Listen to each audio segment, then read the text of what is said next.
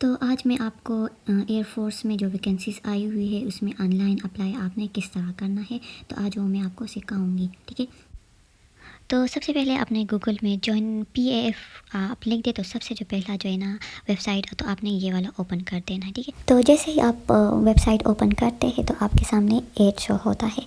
तो इसमें से आप कुछ सारा डिटेल आप इजीली आप रीड कर सकते हैं, सारा डिटेल इसमें दिया हुआ है। ठीक है, तो आपने यहाँ क्रॉस करना, फिर नीचे आके आपने यहाँ पर क्लिक करना है, ये जो ग्रेड बॉक्स थी।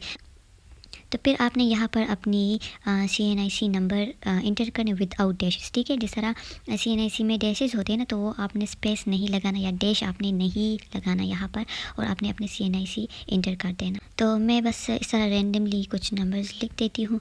ठीक है, 13 तक। तो ये ओपन हो गई मेरे पास। तो फिर नेक्स्ट करना, आप ये रीड कर ले। ठीक है, ख़ुद फिर आप यहाँ से नेक्स्ट करना है। और ये देखिए, ये सारे कोर्सेज़ जो है ना ये आ गई। ठीक है, तो इसमें FSC और ग्रेजुएटेड कैंडिडेट्स के लिए है। तो मैं सबसे पहले आपको ऑनलाइन रजिस्ट्रेशन करने से पहले मैं आपको ये थोड़ा बता दूं कि कौन से कोर्सेज़ में कौन अप्लाई कर सकता है, कौन कितनी क्वालिफ़िकेशन चाहिए। ठीक है, तो अगर किसी ने मेरा लास्ट वीडियो नहीं देखी तो इसमें वो चीज़ें मैं कवर कर दूँगी। ठीक है, तो सबसे पहले मैंने FSC बेस के जो कोर्सेज़ है तो वो ओपन किए हुए। ठीक है, आपके लिए, ताकि मैं आपको समझा सकूं। तो यहाँ पर देखिए, ये GD पायलट का रिक्वायरमेंट है। ठीक है, इसमें आपको 16 टू 22 ईयर्स आपकी एज होनी चाहिए। इसमें सिर्फ मेल अप्लाई कर सकती, फीमेल नहीं कर सकती। फीमेल का भी मैं बताती हूँ। ठीक है, ये आप खुद रीड करें, क्योंकि इसमें फिर मेरा वीडियो जो है ना बहुत लंबी हो जाएगी। तो इसमें सिर्फ मैं क्वालिफ़िकेशन बता देती हूँ कि अगर आपने प्री मेडिकल, प्री इंजीनियरिंग या कंप्यूटर साइंस पढ़ा हो तो आप अप्लाई कर सकती है। फिर जो है ना CAE कोर्स जो है ना एरोनॉटिकल इंजीनियरिंग के लिए, ये भी सिर्फ मेल के लिए इस बार अनाउंस हुआ है। और इंशाल्लाह अगस्त में जो है ना जो GD पायलट और इसमें फ़ीमेल के लिए भी इंशाल्लाह वैकेंसीज अनाउंस हो जाएंगी। तो इसमें भी इसी तरह आप प्री इंजीनियरिंग अगर आपने की हो तो आप अप्लाई कर सकती है। मेल की हाइट जो है ना वो 163 सेंटीमीटर चाहिए, एज 16 टू 22। ये आप खुद रीड किया करें। ठीक है, डिटेल जो लिखा हुआ है। और फिर जो है ना एयर डिफेंस में जो है ना वो इसमें भी सिर्फ मेल ही अप्लाई कर सकती है। Pre engineering, pre medical, computer science वाले इसमें अप्लाई कर सकती है। और फिर ये जो अभी मैं जो कोर्सेज़ बता रही हूँ ना, ये सिर्फ इसमें जो है ना FSC वाले अप्लाई कर सकते हैं। ठीक है, मतलब इंटरमीडिएट वाले जो है ना वो अप्लाई कर सकते। इसके बाद लॉजिस्टिक में भी आपकी क्वालिफ़िकेशन प्री इंजीनियरिंग अगर आपकी है तो आप अप्लाई कर सकते, आप एलिजिबल है। इसके बाद ये लास्ट वाला है इंटरमीडिएट बेस पर। ठीक है, ये वाला जो है ना इसमें ये एडमिन एंड स्पेशल ड्यूटी के लिए। तो इसमें भी क्वालिफ़िकेशन आपकी प्री इंजीनियरिंग, प्री मेडिकल और कंप्यूटर साइंस जो है ना इसमें आप अप्लाई फिर कर सकती है। और 60% आपकी एग्रीगेट होनी चाहिए। तो ये तो हो गई इंटरमीडिएट बेस कौन अप्लाई कर सकता है, तो ये उनके लिए थी। ठीक है, अब जो मैं बात कर रही हूँ उसमें फ़ीमेल भी है और मेल भी है। और इसके बाद फिर मैं आपको ऑनलाइन रजिस्ट्रेशन सिखाती हूँ कि किस तरह आपने ऑनलाइन रजिस्ट्रेशन करना है। ठीक है, तो अगर FSC की तो मैंने बात की। ठीक है, इंटरमीडिएट स्टूडेंट्स की तो मैंने बात कर दी। अब मैं ग्रेजुएट स्टूडेंट्स की बात करती हूँ। मतलब अगर आपने FSC के ऊपर पढ़ा हो, आपके पास कोई डिग्री हो, तो आप फिर ये सारे जो कोर्सेज़ हैं ना, ये देखें, तो आप इस सारे कोर्सेज़ में आप अप्लाई कर सकती है। ठीक है, ये है देखें, इसमें लेक्चर भी, अकाउंटेंट और IT भी है, और ये सारे इंजीनियरिंग, ये सारे लॉजिस्टिक, एडमिन। ठीक है, तो इसको मैं आपको एक ओपन करके मैं समझाती हूँ। ठीक है, और बाकी आप ख़ुद फिर आप देख लें। इसमें एज जो है ना 18 टू 30 ईयर्स आपकी होनी चाहिए टू नवंबर 2022 तक। ठीक है, इसमें मेल एंड फीमेल दोनों अप्लाई कर सकती है, मैरिड हो अनमैरिड हो कोई फ़र्क नहीं पड़ता। ठीक है, मेल की हाइट 163 सेंटीमीटर, फ़ीमेल के लिए 147 सेंटीमीटर है। और क्वालिफ़िकेशन जो है ना ये देखें, ये आप ख़ुद चेक करें, यहाँ पर मेंशन भी है। आपकी CGPA इतनी होनी चाहिए 2.5, और आपकी और अगर आपने एनुअल सिस्टम में पढ़ा फिर आपकी 62.5 आपकी मार्क्स होनी चाहिए। और ये है इसकी क्वालिफ़िकेशन। ठीक है, और अप्लाई के लिए आपने यहाँ पर क्लिक करना है, अप्लाई नाउ पर। तो आपको क्या है, फॉर्म ओपन हो जाएगा। तो अभी मैं थोड़ा सा फ़ीमेल के लिए बताती हूँ, क्योंकि फ़ीमेल्स कैंडिडेट जो है ना वो भी चाहते हैं कि हमें डिटेल से समझाया कि हमारे लिए कौन कौन से कोर्सेज़ है, कहाँ हम अप्लाई कर सकते हैं, तो मैं उनको समझा देती हूँ। और बाकी जिस तरह मैंने भी समझाया किस तरह अप्लाई करना, किस तरह डिटेल चेक करनी कोर्स की, तो बस यही से आप चेक कर सकते हैं, ठीक है। तो बाकी जो मेल ग्रेजुएटेड जो मेल है ना, तो वो ये सारे ख़ुद चेक कर ले, ठीक है। ये ना समझे कि आपके लिए सिर्फ जो है ना इंजीनियरिंग के लिए आई हुई है। इसमें ये जो सारे जो है ना, तो इसमें सारे में आप अप्लाई कर सकते हैं, ठीक है। तो आप ये ख़ुद चेक करें, क्योंकि मैं अगर वन बाय वन सब आपको समझाने लगी तो बहुत ज़्यादा टाइम आपका भी वेस्ट हो जाएगा और आप वीडियो को फिर कंप्लीट नहीं कर पाओगे। तो इसलिए अब मैं आप सबसे यही रिक्वेस्ट है कि बाकी आप ख़ुद इन सारे के डिटेल जो है ना, ये आप चेक करें, ठीक हो गया। तो बस इस तरह से आपने चेक करना है। तो अब मैं फ़ीमेल के बारे में बताती हूँ कि वो कौन सी कोर्सेज़ में अप्लाई कर सकती है, एज और हाइट उनके लिए कितना होना चाहिए, ठीक है। तो हाइट जो है ना, सबके लिए, सब कैटेगरीज जो है ना, उनके लिए 147 सेंटीमीटर आपकी हाइट होनी चाहिए, ठीक है। ये सिर्फ फीमेल के लिए मैं बता रही हूँ। और मैरिटल स्टेटस, आप अगर मैरिड हो, अनमैरिड हो, तो भी आप अप्लाई कर सकती हैं। तो सबसे पहला जो है ना, वो इंफॉर्मेशन टेक्नोलॉजी IT की मैं बात करती हूँ रिक्वायरमेंट्स की, ठीक है। तो एज आपकी 18 to 30 आपकी होनी चाहिए, ठीक है, 2 नवंबर तक। क्वालिफ़िकेशन इसमें MCS BCS BS इन कंप्यूटर साइंस, ठीक है, IT सॉफ्टवेयर इंजीनियरिंग और इंफॉर्मेशन सिक्योरिटी, और इसके अलावा जो है ना MSc इन कंप्यूटर साइंस, तो आप अप्लाई कर सकती है सेकंड डिवीज़न के साथ, ठीक है। सेकंड डिवीज़न के साथ आप अप्लाई कर सकती हैं। तो IT में कुछ कोर्स मैं यहाँ पर ऐड करना भूल गई थी, जैसे MS cloud computing, biodata analytics और डेटाबेस एडमिनिस्ट्रेशन, तो इसमें ये भी है, ठीक है।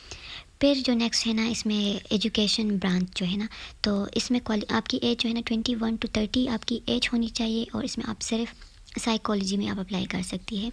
साइकोलॉजी बेस, अगर आपने MA किया, MSc BS, तो आप फिर अप्लाई कर सकते हैं सेकंड डिवीज़न के साथ। इसके बाद जो है ना इंजीनियरिंग ब्रांच में आप किस तरह अप्लाई कर सकते हैं। तो इंजीनियरिंग ब्रांच में ये है कि आपकी 18 to 30 आपकी एज होनी चाहिए। क्वालिफ़िकेशन BE BS BSc आपकी 4 ईयर्स आपके पास इंजीनियरिंग डिग्री होनी चाहिए। CGPA आपकी 2.5 होनी चाहिए, और अगर आपने एनुअल में पढ़ा हो तो फिर आपकी 62.5 आपकी परसेंटेज होनी चाहिए, ठीक है।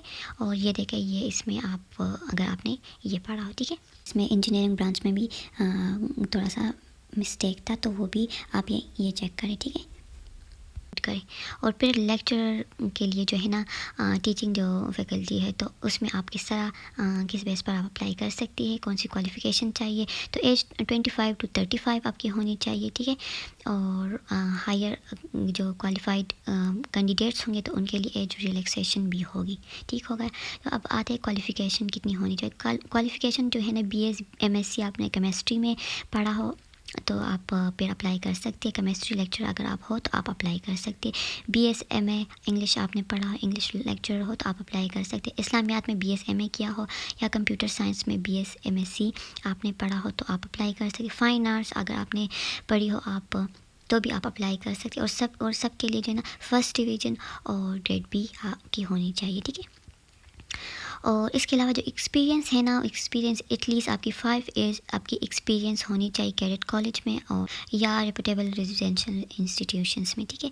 और degree must be from Pakistan foreign. और ये जो है ना, कुछ डिटेल्स मैंने इसलिए नहीं बताई क्योंकि आप ख़ुद भी थोड़ा सा रीड कर ले, और फिर वीडियो बहुत ज़्यादा लंबी हो जाती है। तो अब चलते हैं, मैं आपको बताती हूँ कि अब ऑनलाइन अप्लाई किस तरह करना है, फॉर्म किस तरह आपने फिल करनी है, ठीक है। तो चले वेबसाइट पर चलते हैं। तो वेबसाइट को किस तरह विज़िट करना है, तो वो तो वीडियो के स्टार्ट में मैंने समझाया था, ठीक है। तो अब अप्लाई किस तरह करना है, तो वो मैं आपको समझाती हूँ। तो मैं सबसे पहले आपको GD पायलट्स का ही यहाँ से मैं समझाती हूँ कि आप ये ख़ुद रीड करो, फिर यहाँ जो अप्लाई नाउ है ना, इस पर आपने क्लिक कर देना। तो जैसे ही क्लिक करते हैं, तो आपके पास फॉर्म ओपन हो जाता है। तो यहाँ से आप फॉर्म फिल करके फिर सबमिट कर सकते हैं, ठीक है।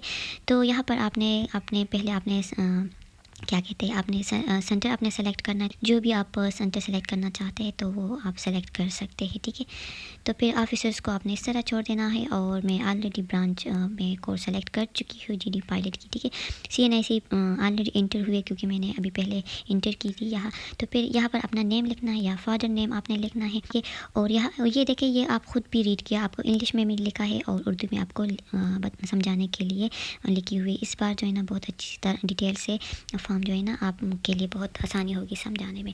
और यहाँ पर जो है ना आपने अपनी आईडी कार्ड नंबर जो है ना वो इंटर नहीं करना, लिखा भी है वालिद का शनाख्ती कार्ड नंबर, तो वो यहाँ पर लिख दे, ठीक है। और फिर जो है ना यहाँ पर जो है ना मदर नेम आपने लिखना है, फिर आपने अपने वालिदा की शनाख्ती कार्ड नंबर यहाँ इंटर कर देनी है। डेट ऑफ बर्थ जो है ना वो आपने अपनी इंटर करनी है यहाँ पर। तो इसमें यहाँ पर फॉर्मेट में भी आपको बताया होगा कि किस तरह इंटर करना है। तो सबसे पहले आपने ईयर लिखना है, ठीक है, जिस तरह यहाँ पर आपने सबसे पहले ईयर लिखना है, फिर डेश करना है, फिर किस मंथ में आपकी पैदाइश हुई थी, और फिर डेश, फिर आपने डेट लिखना है, ठीक है। तो इस तरह आपने ये इंटर करना है, क्योंकि मुझे पता है अभी से बहुत से कैंडिडेट्स को बहुत से प्रॉब्लम जो है ना फेस करनी होगी फॉर्म फिल करते वक्त, और सबमिट भी इस तरह बहुत सारे कैंडिडेट्स को प्रॉब्लम हो जाती है कि फॉर्म बाद में सबमिट नहीं होती। ये छोटी छोटी मिस्टेक जो है ना वो आप ना करें, तो फिर इंशाल्लाह आपको मसला नहीं हो। फिर आपने यहाँ से जेंडर सेलेक्ट करना है, ठीक है, आपने हाइट यहाँ सेलेक्ट करनी है, और फिर रिलीजन आपने सेलेक्ट करना है, और फिर यहाँ से आपने मैरिटल स्टेटस सेलेक्ट करनी है, सिंगल और मैरिड इस तरह, ठीक है। तो आपने इस तरह करना है। फिर डोमिसाइल आपने यहाँ से कर देनी है, आप कहाँ की डोमिसाइल है आपकी, और यहाँ से जो है ना सेलेक्ट फादर ऑक्यूपेशन तो सेलेक्ट करनी है। तो अब जो है ना वो एड्रेस सेक्शन पे हम आ गए हैं। तो फिर यहाँ से आपने प्रोविंस सेलेक्ट करनी है, यहाँ पर आप जो है ना क्लिक करें तो इस तरह का आ जाएगा, ठीक है। तो यहाँ से आप सेलेक्ट करें, फिर डिस्ट्रिक्ट सेलेक्ट करें, फिर तहसील सेलेक्ट करें, और यहाँ पर अपना प्रेजेंट एड्रेस लिखे जहाँ पर आप अभी है, और परमानेंट एड्रेस यहाँ पर लिखे। ये डिफरेंट भी हो सकती है और सेम भी हो सकती है, ठीक है, तो वो आप लिख दें। यहाँ से फ़ोन नंबर आपने लिखना है, और यहाँ पर मोबाइल नंबर आपने इंटर करना है, फिर ईमेल एड्रेस यहाँ पर इंटर करनी है, और ये वाला जो कोड है ना फिर वो ये यहाँ पर इंटर करना है, ठीक है आपकी। फिर और कभी कभी इस तरह होता है, ऊपर जो ये डिटेल है ना जब तक ये आपने फिल नहीं की होती तो समटाइम्स इस तरह भी हो जाए, ठीक है। तो ये कोड यहाँ पर नहीं शो होता, तो ये भी आप ख्याल रखें। अब आते हैं क्वालिफ़िकेशन सेक्शन पर। तो यहाँ से आपने क्वालिफ़िकेशन अपनी सेलेक्ट करनी है, ठीक है। फिर आपने यहाँ से सेलेक्ट मेजर सब्जेक्ट तो वो सेलेक्ट करनी है, फिर सेलेक्ट सब्जेक्ट्स आपने यहाँ से करनी है, ठीक है।